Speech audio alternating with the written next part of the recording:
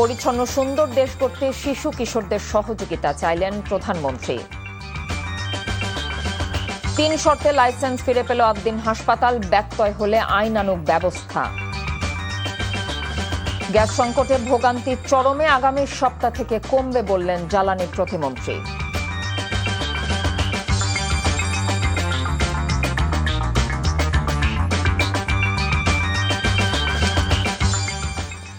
আসসালামু আলাইকুম, কথা নাহিয়ান, স্বাগত জানাচ্ছেন টিভির সন্ধ্যার খবরে। গ্যাস ইউনাইটেড শিরোনাম দেখছিলেন, এবার নিয়ে যাচ্ছি পুরো খবরে। দেশকে পরিচ্ছন্ন সুন্দরভাবে গড়ে তুলতে শিশু কিশোরদের সহযোগিতা চাইলেন প্রধানমন্ত্রী তারেক রহমান। বলেন, শিশু কিশোররা নিজেদের গড়ে তুলতে পারলে গড়ে উঠবে আগামীর বাংলাদেশ। আজ রাজধানীর আর্মি স্টেডিয়ামে নতুন করে স্পোর্টস 2025-26-এর সমাপনী অনুষ্ঠানে আহ্বান জানিয়েছেন তিনি। আহ্বান জানান, প্রাণ প্রকৃতি পশু পাখির যত্ন নেয়ার, প্রতি বছর একটি করে গাছ লাগানোর। শিক্ষার্থীদের পড়ালেখায় সব ধরনের সহযোগিতার আশ্বাসও দিয়েছেন সরকার প্রধান। হাসান মাহমুদের রিপোর্ট। আমরা উপভোগ করব। শ্রাবণের রোদ বৃষ্টির লুকোচুরির মাঝেই কর্মব্যস্ত রাজধানীর আর্মি স্টেডিয়াম বর্ণিল হয়ে উঠেছিল এক ঝাঁক শিশু কিশোরের ক্রীড়া নৈপুণ্যে। গ্যালারি জুড়ে ক্ষুদে দর্শকদের উপচে পড়া ভিড়, করতালি আর কলকাকুলির উচ্ছ্বাসে মুখর পুরো স্টেডিয়াম।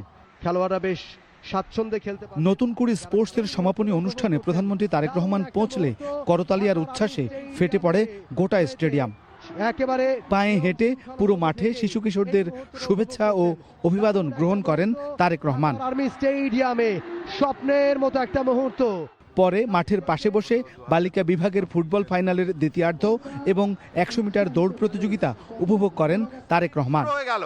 100 মিটার দেখা যাক, টাইমিং শুরু। প্রধানমন্ত্রী উপভোগ করেন নতুন করে স্পোর্টসের প্রামাণ্যচিত্র এবং থিম সঙ্গের সঙ্গে শিশু শিল্পীদের নৃত্য পরিবেশনা। পরে বক্তব্যে সরকার প্রধান বলেন, দেশকে সঠিকভাবে গড়ে তুলতে কাজ করছে তার সরকার। বলেন, আজকের শিশুরাই গড়বে আগামীর বাংলাদেশ। তোমরা যদি আগামী দিনে নিজেদেরকে গড়ে তুলতে পারো সঠিকভাবে, তাহলেই আমরা বাংলাদেশকে ভবিষ্যতে গড়ে তুলতে পারবো। কারণ আমি দৃঢ়ভাবে বিশ্বাস করি, এই যে গ্যালারিতে হাজার হাজার ছোট বন্ধুরা তোমরা বসে আছো, তোমাদের মধ্যে থেকেই এই দেশের একজন ভালো ডাক্তার বের হবে, তোমাদের ভিতর থেকে এই দেশের একজন ভালো আর্কিটেক্ট বের হবে, তোমাদের ভিতর থেকে এই দেশের একজন ভালো ইঞ্জিনিয়ার বের হবে, তোমাদের ভিতর থেকে এই দেশে একজন ভালো ক্রিকেটার বের হবে। শিশু কিশোরদেরকে প্রাণ প্রকৃতি পশু পাখির প্রতি যত্ন নেওয়ার আহ্বান জানিয়ে প্রধানমন্ত্রী প্রতি বছর একটি করে গাছ লাগানোর পরামর্শ দেন।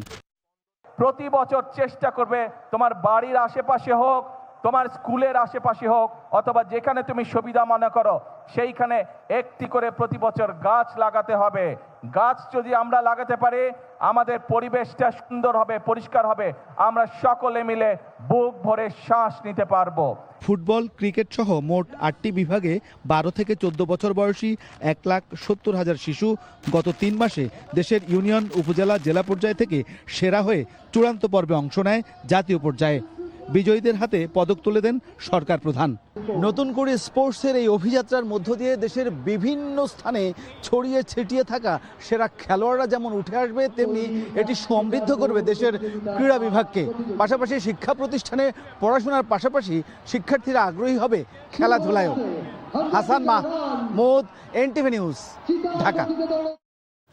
জাতীয় গ্রিডে গ্যাস সরবরাহ স্বাভাবিক না হওয়ায় সংকট তীব্র আকার ধারণ করেছে। রাজধানী ফিলিং স্টেশনগুলোতে যানবাহনের চাপ বাড়ছে, ঘন্টার পর ঘন্টা অপেক্ষা করেও মিলছে না পর্যাপ্ত সিএনজি গ্যাস। বাসাবাড়িতে গ্যাস সরবরাহ ঘাটতিতে জীবনযাত্রা বিঘ্নিত হচ্ছে নগরবাসীর।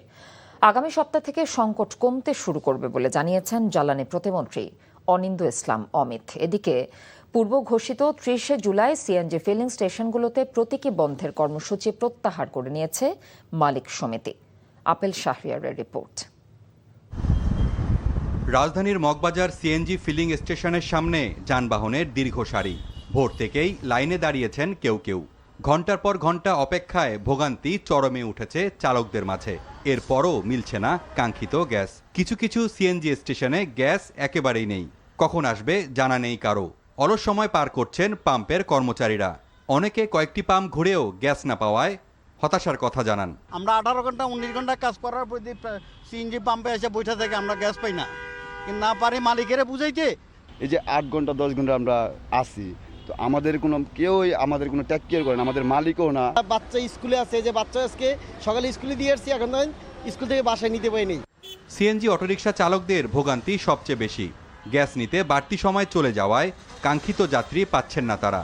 এভাবে চলতে থাকলে জীবিকা নির্বাহ কঠিন হয়ে পড়ার শঙ্কায় তারা। আমরা দিকটা গ্যাস পাইতাছি না, আবার মহাজনকে জমা ঠিকই নিতেছে। 50 টাকা 60 টাকার গ্যাস ওঠে, এর উপর গ্যাস ওঠে না। মালিক জমা তো কম নেবে না, জমা আমাকে পুরো দেয়া লাগবে। পাম্প কর্তৃপক্ষ জানিয়েছে, দিন যত গড়াচ্ছে সংকট তত বাড়ছে। 60 টাকার কথা 200, সেখানে 100। আমরা কাস্টমারদের পর্যাপ্ত পরিমাণ সার্ভিস দিতে পারছি না। বাসাবাড়িতে গ্যাস না থাকায় রান্না সহ নিত্য প্রয়োজনীয় কাজে সমস্যা হচ্ছে বাসিন্দাদের। সচিবালয়ে গ্যাসের সার্বিক পরিস্থিতি নিয়ে কথা বলেন বিদ্যুৎ ও জ্বালানি প্রতিমন্ত্রী অনিন্দ্য ইসলাম অমিত। এই মুহূর্তে তাৎক্ষণিক আমরা সমাধান দিতে পারছি না, এটা আমাদের সীমাবদ্ধতা। আমরা এই জন্য বারংবার এটার জন্য দুঃখ প্রকাশ করছি, কিন্তু আমরা একেবারে 24/7 আমাদের টিম তাদের সাথে একান্তভাবে কাজ করছে। আমরা যেটা বললাম যে আমরা আশা করছি আগামী সপ্তাহ থেকে পরিস্থিতি উন্নয়ন হবে ইনশাল্লাহ।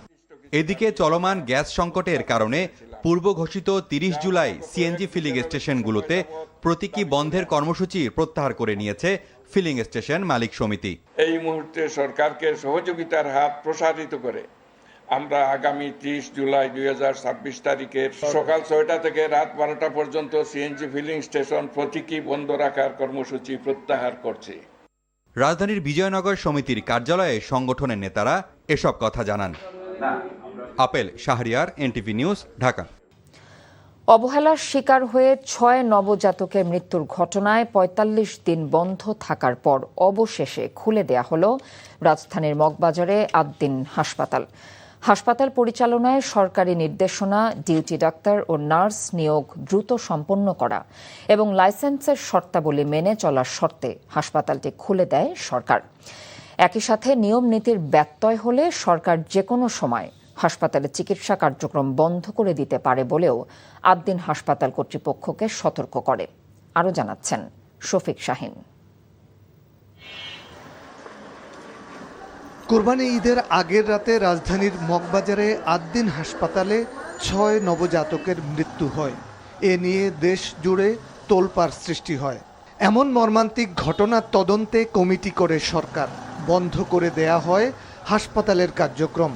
45 দিন বন্ধ থাকার পর সোমবার স্বাস্থ্য ও পরিবার কল্যাণ মন্ত্রণালয় থেকে চিঠি দিয়ে আদ্দিন হাসপাতাল খুলে দেওয়ার কথা জানায়। হাসপাতালটি পুনরায় চালু করার বিষয়ে 3টি শর্ত দিয়েছে সরকার। 1982 সালের হাসপাতাল পরিচালনা নির্দেশনা মেনে চলা, ডিউটি ডাক্তার ও নার্স নিয়োগ দ্রুত নিশ্চিত করা এবং লাইসেন্সের শর্ত মেনে চলা। এমন নির্দেশনা পাওয়ার পর হাসপাতালের স্বাভাবিক কার্যক্রম চালু করে আদ্দিন হাসপাতাল কর্তৃপক্ষ। তারা জানায়, ইতোমধ্যে স্বাস্থ্য মন্ত্রণালয়ের একাধিক টিম হাসপাতাল পরিদর্শন ও নির্দেশনা দিয়েছে। সে অনুযায়ী হাসপাতালের আইসিইউ, সিসিইউ এবং নবজাতক ওয়ার্ডে সংস্কার ও প্রয়োজনীয় ব্যবস্থা নেওয়া হয়েছে। পুরানো ভবনটা এখন রেনোভেশন করে ওয়ার্ডটা একেবারেই নতুন একটা সুন্দর, ভেন্টিলেশন অনেক ভালো, এয়ার সার্কুলেশন অনেক ভালো, আলো বাতাস পর্যাপ্ত আছে, এই অবস্থায় আনা হয়েছে। এবং পরিদর্শন টিম ওনারা দেখেছে এবং ওনারাও ভেন্টিলেশন বা আলো বাতাসের যে ব্যবস্থা করা হয়েছে সেটা দেখে ওনারাও সন্তুষ্ট। ভবিষ্যতে যেন অবহেলায় কোনো রোগী মারা না যায় সেজন্য সতর্ক থাকবে হাসপাতাল কর্তৃপক্ষ। একই সাথে যে 6 নবজাতকের মৃত্যু হয়েছে সেজন্য দুঃখ প্রকাশের পাশাপাশি তাদের পিতামাতার পাশে থাকার প্রতিশ্রুতির কথা জানিয়েছে তারা। এখানে একটা ধারাবাহিক সেবার ব্যবস্থা আছে, যেমন চেক আপ করা, যদি প্রেগন্যান্সি আমি বলি অ্যান্টিনেটাল চেক আপ, তারপরে সেফ ডেলিভারি, পোস্টন্যাটাল কেয়ার, অথবা যদি বাচ্চা অসুস্থ থাকে এনআইসিইউতে যে সার্ভিসটা তারা নিতে পারে, আমাদের একটা বড় এনআইসিইউ আছে এবং এখানে ওনারা অন্যান্য প্রাইভেট হসপিটালগুলোর চেয়ে কম খরচে সেবা নিতে পারে। 27 মে রাতে পোস্ট অপারেটিভ ওয়ার্ডে 6 নবজাতকের মৃত্যুতে হতবাক হয় সাধারণ মানুষ। তদন্তে অক্সিজেনের স্বল্পতা, দীর্ঘক্ষণ এসি বন্ধ থাকা ও অব্যবস্থাপনার প্রমাণ পায় সরকার। Shafiq Shahin, NTV news, Dhaka. অস্ট্রেলিয়ার বিপক্ষে টেস্টের জন্য উপযুক্ত ওপেনার মেলেনি নির্বাচকদের, তাই অভিজ্ঞতার কারণেই 5 বছর পর টেস্ট দলে ফেরানো হয়েছে সৌম্য সরকারকে। ইনজুরি ধাক্কায় দল সাজানো চ্যালেঞ্জিং হলেও আশাবাদী প্রধান নির্বাচক। বাড়তি সতর্কতার পরও নাহিদ রানার ইনজুরি অস্ট্রেলিয়া সফরের আগে বড় ধাক্কা বলে মনে করেন তিনি। মমিনুর রিপনের রিপোর্ট। অস্ট্রেলিয়ার বিপক্ষে দল দেওয়ার পরদিন গণমাধ্যমের মুখোমুখি জাতীয় দলের প্রধান নির্বাচক সৌম্য জাকেরের দলে ফেরা মাহমুদুল মাহিদুলের বাদ পড়ার ব্যাখ্যা দিয়েছেন হাবিবুল বাশার। সৌম্যকে ফেরানোর কারণটা বোঝাতেই ফুটে উঠল ডানহাতি ওপেনারের অভাবটা। রাইট হ্যান্ড নিয়ে ওপেনার খুব বেশি প্রস্তুত অবস্থায় নেই। আমাদের যেই কয়জনকে নিয়ে কাজ করছি তার একদম নতুন, তাদেরকে আসলে অস্ট্রেলিয়া সফর নিয়ে যে একটু তাদের জন্য একটু ডিফিকাল্ট হতে ডেফিনেটলি। আমরা তাদেরকে নিয়ে কাজ করছি, আমরা তাদেরকে আর সময় নিয়ে আসতে চাই। পাইপ লাইনে যারা আছেন তারা আসলে আমরা মনে করি এই মুহূর্তে অস্ট্রেলিয়ার মধ্যে সিরিজে না নিয়ে আমরা একটা পরীক্ষিত ওপেনার নিতে চেয়েছি। অস্ট্রেলিয়াকে তাদের মাটিতে চ্যালেঞ্জ জানাতে বাংলাদেশের সবচেয়ে বড় হাতিয়ার ছিল নাহিদ রানা। ইনজুরির কারণে তার বাদ পড়াটা সবচেয়ে বেশি হতাশাজনক নির্বাচকদের জন্য। বাড়তি সতর্কতার পরও এই পেসারের ইনজুরি দুর্ভাগ্যজনক হিসেবে দেখছেন হাবিবুল বাশার। আমার মনে হয় ওয়ার্ল্ড ক্রিকেটের জন্য এটা সবাই আসলে আশা করে নাহিদ রানা বোলিং করে দেখা, বাট এটা আমাদের মানতে হবে নাহিদ রানা সব ম্যাচ খেলতে পারবে না। আপনি যতই বলেন নাহিদ রানাকে মেনে নিয়েই কিন্তু আমাদের এগোতে হবে। অস্ট্রেলিয়া যদি আপনার দলটা দেখেন, ওরা আমাদের যেভাবে নিয়েছে, তো সেখানে ওর থাকাটা অবশ্যই একটা বড় ম্যাটার করে। আমি সেটা নিয়ে আসলে বসে থাকতে চাই না। অনেক আমরা যেন সিরিজ দেবো, আমার হাতে যেটা আছে আমি মনে করি আমার এটাই বেস্ট, এটা নিয়ে আমাদের চেষ্টা করতে হবে। নাহিদ রানাকে মিস করলেও বাংলাদেশের পেস আক্রমণ নিয়ে আশাবাদী নির্বাচক প্যানেল। জিম্বাবুয়ে সফরের পর ব্যাটিং নিয়ে অস্বস্তি বেড়েছে, তবুও অস্ট্রেলিয়ার বিপক্ষে দলকে ব্যাকফুটে দেখতে চান না প্রধান নির্বাচক। আমার মনে হয় অস্ট্রেলিয়ার সাথে আমি পার্সোনালি ফিল করি অ্যাটাকিং ক্রিকেট খেলা ভালো, বিকজ ওদের বোলাররাও সব অ্যাটাকিং এবং দে ডোন্ট এক্সপেক্ট যে তাদের কি অ্যাটাক করবে। সো আমার কাছে মনে হয় যে যদি অ্যাটাকিং ডাজন্ট মিন যে আপনি একদম সব বল ছাড়বেন, বাট পজিটিভ মাইন্ডসেট নিয়ে ব্যাটিং করাটা মনে হয় অস্ট্রেলিয়ান টিমের সাথে যারাই করে তারা সাকসেসফুল বেশি হয়। 2 ম্যাচের টেস্ট খেলতে 31 জুলাই ঢাকা ছাড়বে বাংলাদেশ দল। Mominur Ripon, NTV news, Dhaka. আন্তর্জাতিক ক্রিকেটে কোন অবস্থানে আছে বাংলাদেশের ক্রিকেট তা নির্ধারিত হবে এ দলের পারফরম্যান্সে, এমনটাই মনে করেন হাই পারফরম্যান্স ইউনিটের প্রধান কোচ মোহাম্মদ সালাউদ্দিন। ত্রিদেশীয় সিরিজ খেলতে ইমার্জিং দলের দক্ষিণ আফ্রিকার উদ্দেশ্যে দেশ ছাড়ার আগে গণমাধ্যমকে এমনটাই জানিয়েছেন তিনি। এছাড়াও জাতীয় দলের খেলোয়াড়দের সঙ্গে যোগাযোগটা এখনো আগের মতোই আছে বলে জানালেন এই কোচ। নিলয় মজুমদারের রিপোর্ট। একটি ত্রিদেশীয় ওয়ানডে সিরিজ ও 2টি 4 দিনের ম্যাচ খেলতে সোমবার দক্ষিণ আফ্রিকার উদ্দেশ্যে রওনা দিয়েছে বাংলাদেশ এ দল। জাকির অঙ্কনদের মতো খেলোয়াড়রা যেমন আছেন দলে, তেমনি নিজেকে আবার প্রমাণের সুযোগ পাচ্ছেন আমিনুল ইসলাম বিপ্লবের মতো খেলোয়াড়রা। হাই পারফরমেন্স ইউনিটের প্রধান কোচ সালাউদ্দিন মনে করেন এ দলের পারফরমেন্সে বোঝা যাবে ঠিক কোথায় দাঁড়িয়ে আছে বাংলাদেশের ক্রিকেট। এখানে তো আসলে সিরিজের কোনো ব্যাপার না, যেহেতু এটা এক্সপি টিম, তাদেরকে নিয়ে আমাদের অনেক ভবিষ্যতে অনেক বড় পরিকল্পনা আছে। যেহেতু আমাদের 2টা এক্সপি টিম এবার বাইরে যাচ্ছে, একটা অস্ট্রেলিয়াতে যাচ্ছে, একটা সাউথ আফ্রিকাতে যাচ্ছে। এটা ছেলেদের জন্য একটা বড় অপরচুনিটি। তারা বুঝতে পারবে তারা আসলে কোথায় আছে, ইন্টারন্যাশনাল ক্রিকেটের কোন অবস্থানে আছে। তো সেইটার লক্ষ্য রেখে আমরা সামনের দিকে আগাবো। তো আমি মনে করি যে স্পিডে যারাই খেলতেছে তাদের ভবিষ্যৎ অনেক উজ্জ্বল। এদিকে দায়িত্বটা বদলে গেল, জাতীয় দলের খেলোয়াড়দের সঙ্গে যোগাযোগটা আগের মতোই আছে বলে জানিয়েছেন সালাউদ্দিন। ন্যাশনাল টিমের সাথে যোগাযোগ থাকবে, এমন না যে আমি একেবারে ওদের থেকে আলাদা, কারণ এই ছেলেগুলোর সাথে আমাদের একটা লিঙ্ক থাকবে, ভালো একটা যোগাযোগ থাকবে। যে তারা যদি জাতীয় দলে দেখেন, জাতীয় দলে যারা হোয়াইট বল রেড বল আছে তাদের প্র্যাকটিসও আমাদেরই করাতে হবে। তো আমাদের একটা যোগাযোগ সবসময় থাকবে। আমি কখনো নিজেদের ফিল করি না যে আমি জাতীয় দলে বাইরে আসছি। 1 আগস্ট স্বাগতিক দক্ষিণ আফ্রিকার বিপক্ষে ত্রিদেশীয় সিরিজের প্রথম ম্যাচ খেলবে বাংলাদেশ। এই সিরিজে জাকিরদের আরেকটি প্রতিপক্ষ যুক্তরাষ্ট্র। নীলা মজুমদার, এনটিভি নিউজ, ঢাকা। এর সাথে খবর শেষ করছি, যাবার আগে আইগ্যাস ইউনাইটেড শিরোনামগুলো জানিয়ে দিচ্ছে আরও একবার। পরিচ্ছন্ন সুন্দর দেশ গড়তে শিশু কিশোরদের সহযোগিতা চাইলেন প্রধানমন্ত্রী। 3 শর্তে লাইসেন্স ফিরে পেল আদ্দিন হাসপাতাল, ব্যত্যয় হলে আইনানুগ ব্যবস্থা। গ্যাস সংকটে ভোগান্তি চরমে, আগামী সপ্তাহ থেকে কমবে বললেন জ্বালানি প্রতিমন্ত্রী। এই ছিল এনটিভি সন্ধ্যার খবরে।